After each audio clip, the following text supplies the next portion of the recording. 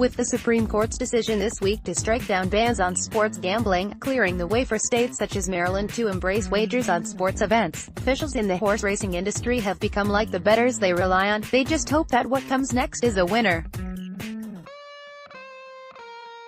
In a 6-3 vote Monday, the nation's highest court ruled unconstitutional a federal law that has prevented most states from offering wagers on sports at their racetracks and casinos. New Jersey, which brought the case to the Supreme Court, is poised to move swiftly, with Monmouth Park, a thoroughbred racetrack, announcing Tuesday that it will open a sportsbook on Memorial Day. State law in Maryland allows for betting on horse races at tracks such as Pimlico Racecourse, the site of Saturday's Preakness, and limited off-track betting sites. Slot machines and table games at its 6 casinos are also allowed.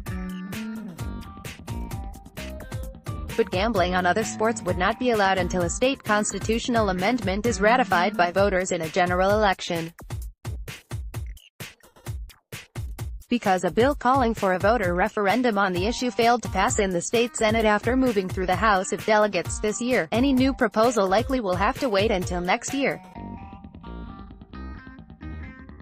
In that case, the soonest possible legalization would not be until 2020. Horse racing could need a shot in the arm.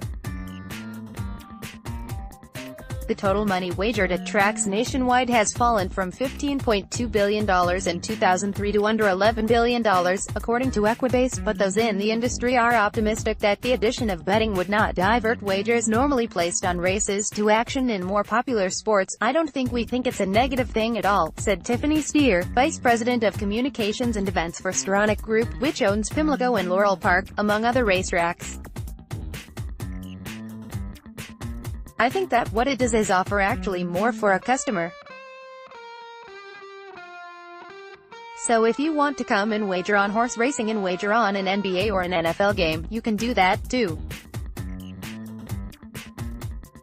And vice versa. I think it potentially opens up horse racing to perhaps a whole set of customers who may not normally consider horse racing or come to a track because perhaps they're more attracted to traditional sports betting. That might not be wishful thinking, either."